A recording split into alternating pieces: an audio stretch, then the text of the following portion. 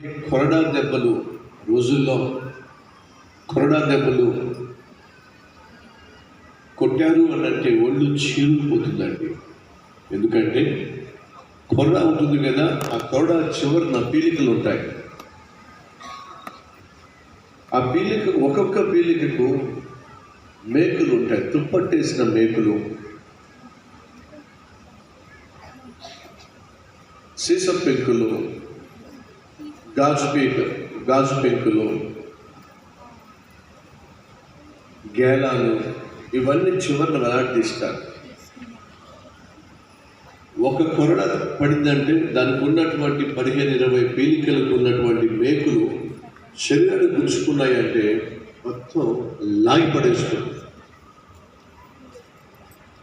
అలా ఒకటి తక్కువ 40 దెబ్బలు